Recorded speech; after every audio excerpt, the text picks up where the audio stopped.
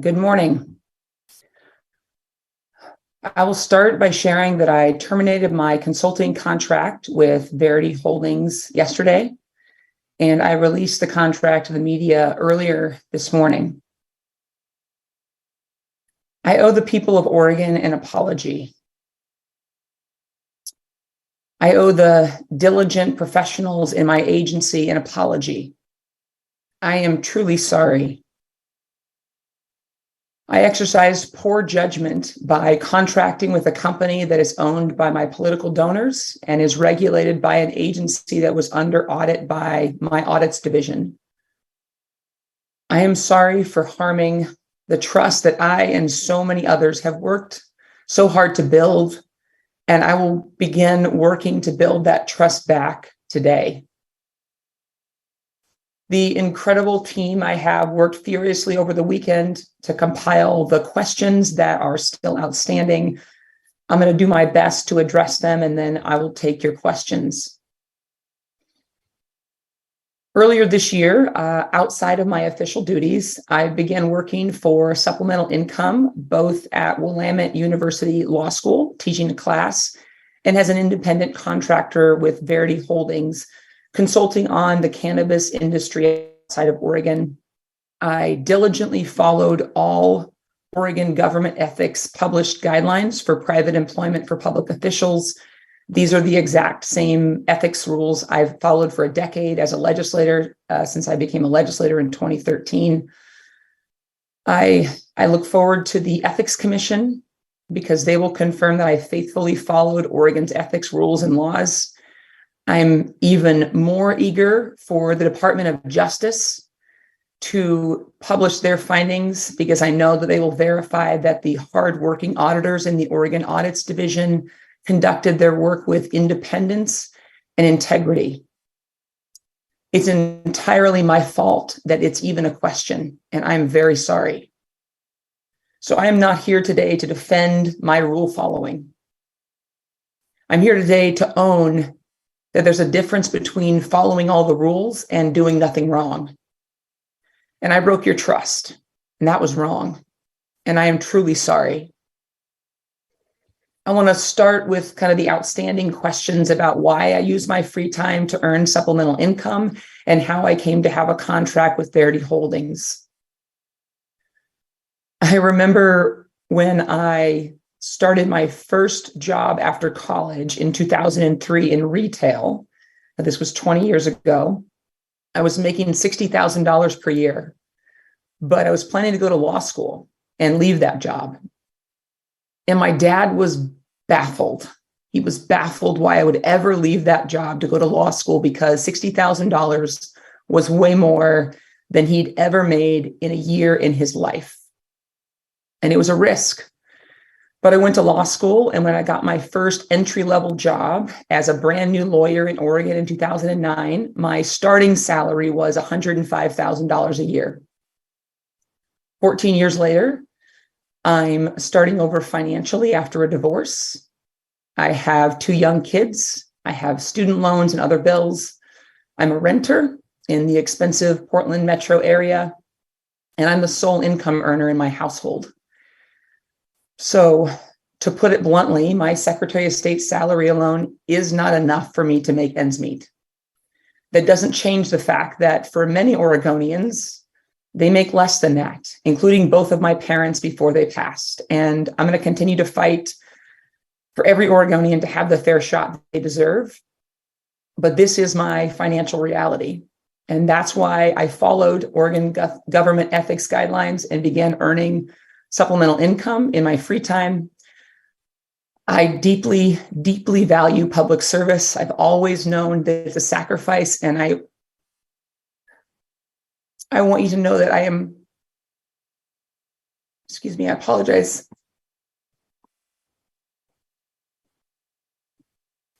I am deeply honored to serve as Oregon Secretary of State, regardless of the compensation. So how did I come to have a contract with Verity Holdings?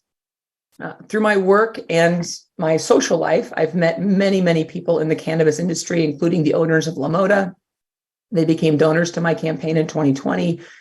We have kids the same age, and since we met in 2020, I've seen them socially from time to time.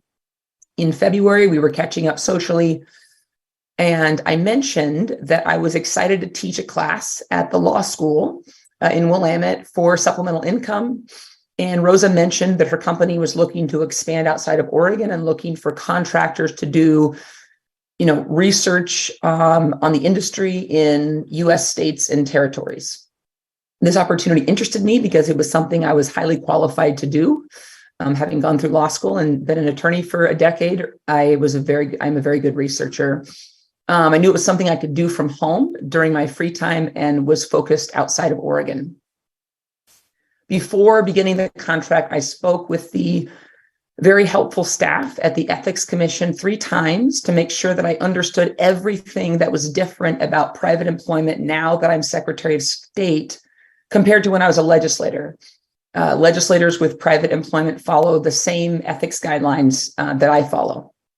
I learned from the Ethics Commission that the private guidelines are the same and that the standards for determining conflicts of interest are the same, but legislators can't recuse themselves from a conflict, which is what I was familiar with. If you've ever watched floor sessions in June, it's very common to see legislators stand and declare a conflict on various state budgets, but the rules make it where they have to still vote after a conflict.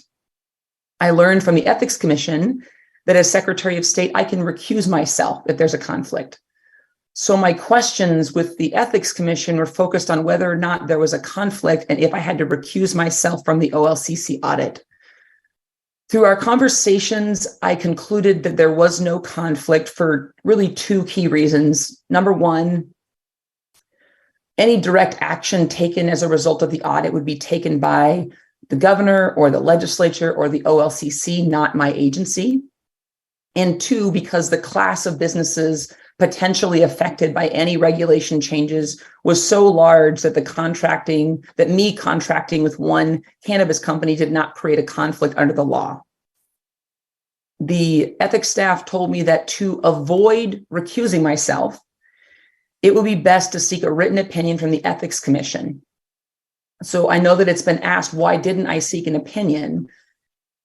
Because an opinion would have gotten me out of recusing myself. I chose instead to voluntarily take the most restrictive limitation on myself and to recuse myself from the OLCC audit. After that was done, I signed the contract to consult with Verity Holdings. In the early stages of the contract, which was all that I have had because I terminated the contract yesterday, in the early stages, I was really compiling the vast landscape of FAQs, laws, regulations in other states and U.S. territories so the company's legal team could do a legal analysis. I practiced law in Oregon for over a decade, and half of that was representing and advising businesses. My Oregon State Bar status went to inactive when I became Secretary of State, and as an inactive member, I cannot and have not performed any legal work. I am in the process of becoming an active bar member again, and I'm literally waiting on paperwork. And if the contract had continued, once I was a member of the bar, my consulting likely would have included legal analysis once all the initial information gathering was complete.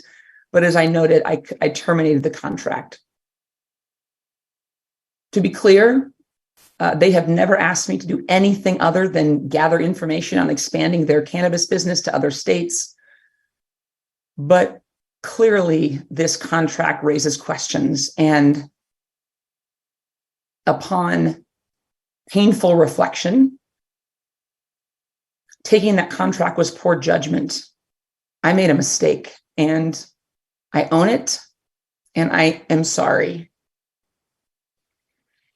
I later learned by reading Sophie Peel's reporting in the Willamette Week about the troubling allegations against the owners.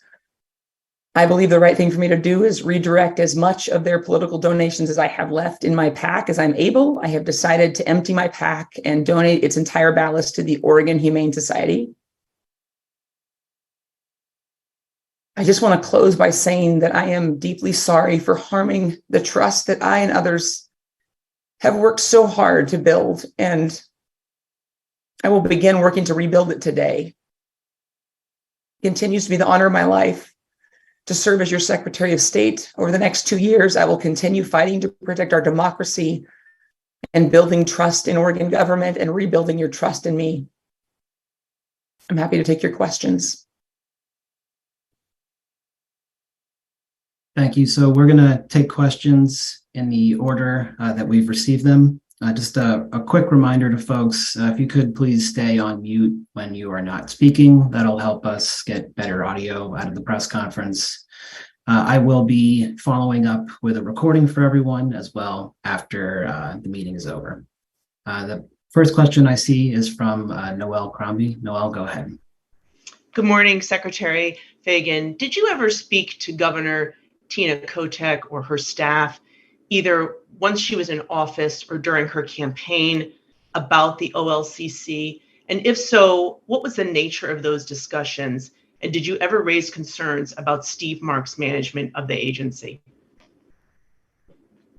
No.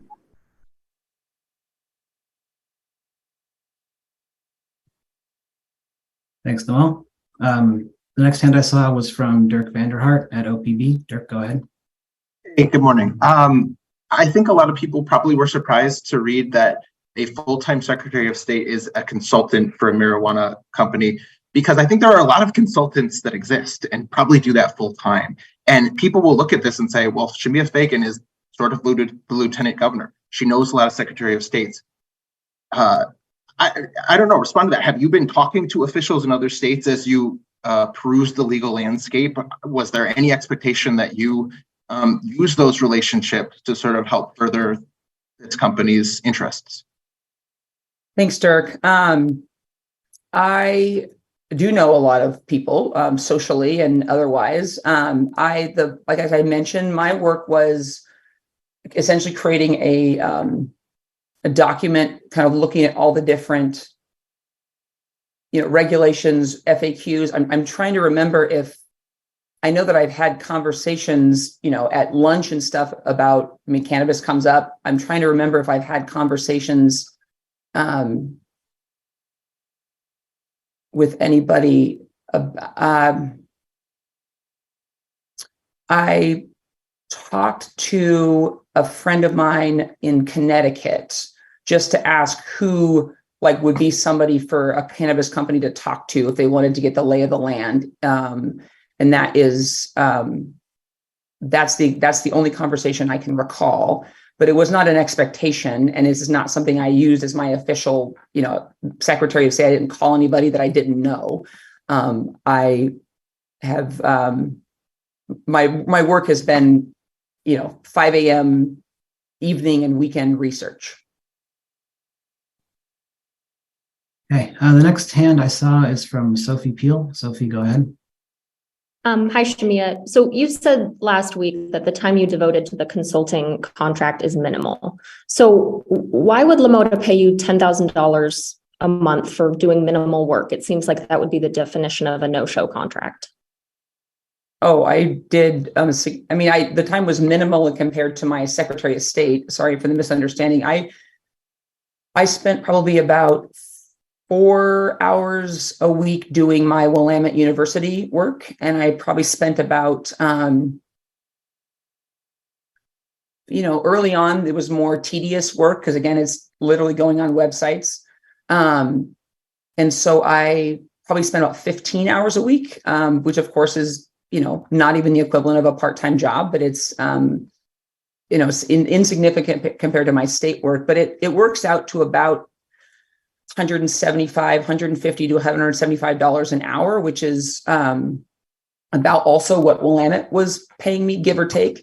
Although it was on a stipend as well, but and which is commiserate with people in the private industry doing this, and I'm certainly much less than I ever made as a private attorney. And did you receive any money from LaMotta, Aaron, or Rosa before you signed the contract on February 23rd? No. Outside of campaign donations? No, I didn't receive any money from them until I signed the contract, did work, and then submitted a 1099.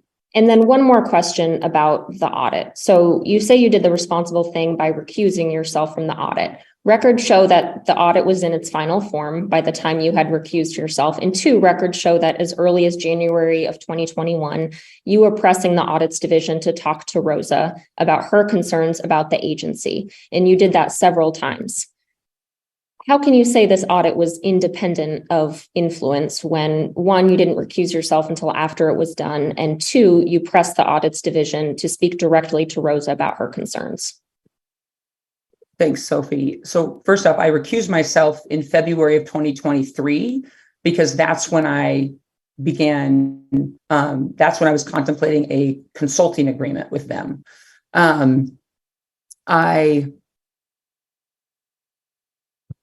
The audit in January of 2021, I have known people in the cannabis industry for a long time and have heard from numerous people across the state, Central Oregon, about the concern of, the cannabis industry's concerns about the way that, it's a legal industry in Oregon, but equity with the OLCC. And so it was included in our 2021 audit plan because I had been hearing concerns from numerous people. And it's very customary at the beginning of an audit to suggest me or other people to suggest who the people that are impacted should be interviewed. And so I suggested Rosa along with another person who I knew personally, because that's customary and it's very regular in the audits to kind of, because the auditors want to have a broad landscape of who they're asking about. And they want to be able to get that full information. So I believe they interviewed about a dozen people. I wasn't in the interviews. I didn't follow up after the interviews. My role is very much as an high-level overseer of the audit. I know that Kip Mehmet, our audits director, I know that he kind of went through my role in the audit during the audit overview, but that was it really, I'm not deeply involved I'm not an auditor. And so I'm not deeply involved in the audit work. I oversee it and drive the mission and value, but it really is the professionals in the audits division who do the work of making sure that the audit is independent and has full integrity. So, sorry, can I just ask one more? We do need to make sure everyone has a chance to ask a question. We have limited time. Many of your colleagues also have their hands up. I think we should move on to Elise Haas. Elise, go ahead. Thank you. So I was just wanting to follow up to see, did you land any licenses outside of Oregon or New Mexico that would have gotten you the $30,000 bonus? No, everything was very preliminary. Okay. And then my question is, I reached out to, you privately, I reached out to Ben in your office, 3 weeks ago because of property that they own in Southeast Portland. I don't know if you've gotten a chance to see what has been going on there for years, but I'd just like you to speak to how that's impacted not only the city resources, county resources, but Portlanders who were terrorized by a property that was derelict for years that's owned by Rosa and Aaron Mitchell. Thanks, Elise. I'm here today to own my mistakes. It was poor judgment for me to engage in a contract with a company that was regulated by an agency that I was auditing. And that's my mistake. And that's nobody's fault but mine. And that's what I'm here to do, is to own that mistake. The reporting that has been happening, I learned about it at the same time that all of you did. I didn't know about any of that when I took that contract, but that doesn't change the fact that it was my mistake and my poor judgment to take that contract. Thank you. Next hand I see is Nigel Jaquist. Nigel, go ahead. Secretary Fagan, Oregon ethics law prohibits public officials from using their public position for private gain. Can you explain whether you think LaMotta would have hired you if you were not Secretary of State? Oh, absolutely. I practiced law in Oregon for over a decade. Half of that was advising and representing Oregon businesses. I'm a highly skilled professional when it comes to researching. As I mentioned, the contract is not for legal services, it's for consulting services. It was contemplated that I was going to seek reinstatement at the Oregon State Bar. As I mentioned, I'm actively trying to do that. It's just a lot of paperwork. And so I like the actual work is something I'm highly qualified to do, and had been highly compensated for it as a professional prior to being Secretary of State. And Secretary, with all due respect, there are thousands of people who could have done that research work who are not Secretary of State. They didn't hire them. You have no background in the cannabis business. So can you really expect us to believe that they did not hire you in order to, in essence, rent your office? I'm confident they didn't do that. They've never asked me to do anything but look at the regulations in the area. And it is something I'm qualified to do as a person generally representing businesses. You don't have to be an expert in any particular piece of it. I was often looking at rules and regulations. And again, I was not performing any legal work in the last 2 months under the contract. I was compiling information, but it was contemplated that I would eventually be able to add, potentially legal analysis would be part of my consulting. I knew them socially. That's how I, ended up having the opportunity because they are people that I knew, and this opportunity came up. But I would have continued. Did you know them before they contributed to your campaign? I met them in 2020, right around the time, but they became friends since then. We have kids the same age. We became, we check in occasionally socially. And one quick question. You recently reimbursed yourself about $21,000 for personal expenses in your PAC. I've never seen a personal reimbursement that large. Could you explain it, please? Sure. It's common for candidates. Some candidates will lend money to their PAC in advance. You've probably seen large contributions of $50,000 or more where candidates give their PAC a loan. I don't have those kind of resources up front, but because I haven't raised much money in the past 3 years, I've been focused on being Secretary of State, or the last 2 years, excuse me. And so when I would do political expenses, for example, I traveled to Alaska twice to campaign for an event for a lieutenant governor, Democratic candidate there, and a candidate for Congress. I traveled to San Francisco for Emerge America. Those were political events and not any way state travel related. So those were entirely political. The airfare, the travel, the food, everything, the lodging. And so I didn't have any money in my PAC. So I would pay. And then at that time, I would then report I would report it to the treasurer of my PAC. And they would report it, but keep it as a personal expenditure for reimbursement. So it wasn't until I, started raising money this year. I had an event in DC in March where I finally started raising some money and was able to get my PAC back to the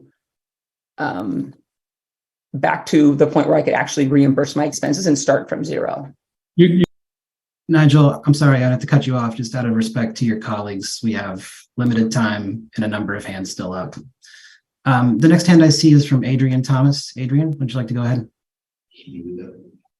Hi, Secretary. Adrian Thomas from KPTV. I'm wondering, you said you didn't know anything about the tax and legal troubles of the two individuals who own Verity Holdings. Had you known about, and again, just to clarify, you're saying you didn't know anything about those issues, and had you known about those issues, would you have gone into this contract? I'm confirming for you that I did not know about those issues. And I'm here to say that getting into that contract, even if they didn't have those issues, was a mistake.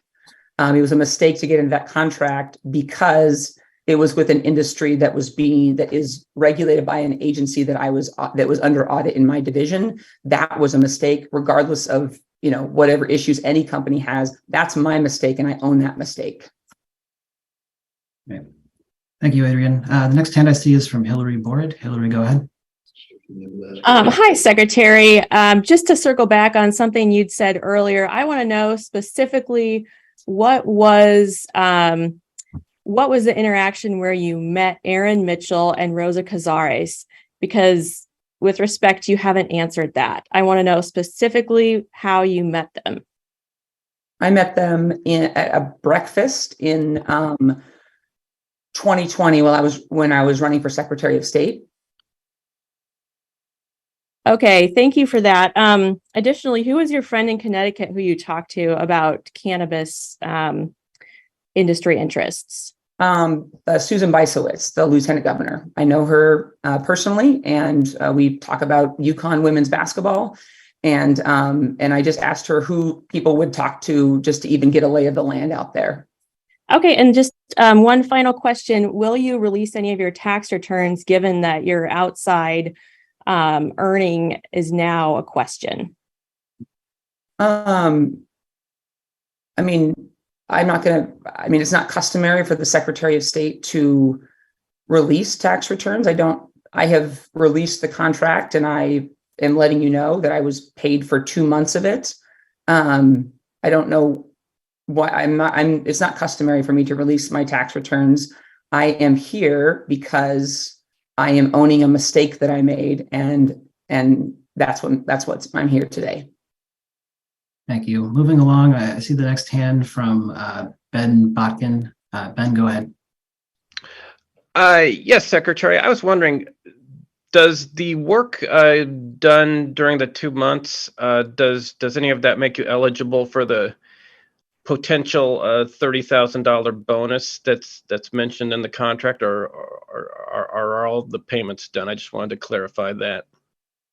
Yeah, there will be no additional payments. I refused a payment that was due yesterday when I terminated the contract, and the contract is terminated. There will be no additional money. And just real quickly, how many hours a week on average do you work as Secretary of State? And do you feel that you've been able to balance those duties with 2 other side jobs? Thanks. Yeah, I mean, first and foremost, my role is as a mom. That's my most important role in life. My calendar is public. The work varies. I when I travel, obviously, it's I'm all over the country. There's longer hours. I work weekend events at times. You can see my public calendar, but it's hard to put the number of hours into a particular average, because some it's really, really heavy. Some it's, a super heavy work week. Others it's lighter, but it always comes first. And I am one of those people that is a very, very early riser. I get up, I'm usually asleep by, 9:30. I'm usually awake by 5 a.m. at my computer, 5:15, 5:30. And so I do a lot of work in the early mornings. I'm much more of a morning person than an evening person, or on the weekends. But I'm not saying it's easy. It makes it where I'm not the person that you would ask about the most up-to-date TV shows. But I don't watch much TV. I maybe watch, other than having sports on in the background, I maybe watch an hour or 2 of TV a week. If it's a TV show. I haven't watched a movie in ages. So I prioritize the work that I do. Productivity and time management is kind of a hobby of mine. I've read a ton of books about it, and I prioritize the work that I do. All right, we have time for one additional question from Blake Mayfield. Blake, go ahead. Yeah, thank you very much. I appreciate it. Blake Mayfield, KTVZ. Secretary Fagan, I want to know this. Obviously, we know what happened. We're all here because we heard about the story breaking today. You had said it in the article that was released, that we all got, that you're trying to gain back the trust of Oregon voters. You're going to work to gain back the trust of them over the next couple of years. I want to know kind of what that looks like. How do you plan, and what do you plan to do to gain back the trust of Oregon voters, especially with the aspiration of potentially becoming governor one day? Well, I'm not talking about any political aspirations today. I'm here to own my mistakes today. I started by releasing the contract that is not a public record, but that's a step of public trust, because it's something that obviously raised concerns, and I know that it was a mistake, and I want to own that. I think the first step to rebuilding trust is to admit when you've broken trust in the first place, and that's what I'm here to do today. To admit when I made a mistake. Those who know me personally know that whether it's as a mom or a partner or a friend, I don't always get it right. But when I don't, I own it, I reflect and learn, and I seek to repair. And that's what I'm going to be doing with Oregonians for the next 2 years. Secretary Fagan, this is Secretary Helen Fagan, Jung at the thank you Oregonian. everyone for joining. I No, we have wanted to ask additional you also just in questions. terms We of, are out of you time. said that it's not and customary for respectfully- secretaries of state to release their tax returns. It's also not customary for secretaries of state to take on jobs that pay more than their publicly elected position. So asking you again, as part of the effort to rebuild public trust, will you release your tax returns? So this question has been answered. I'm going to end the meeting now. If you guys have additional questions, please feel free to send them to me. I will work with the secretary to get you the answers. We do have additional questions. So if you end this now, we will say that it ended before everybody's questions were answered. And the purpose of this is to address public questions. Thank you for your time. The secretary has to go to a meeting related to the May 16th election, and we will follow up with you over email. I appreciate your time. Thank you very much.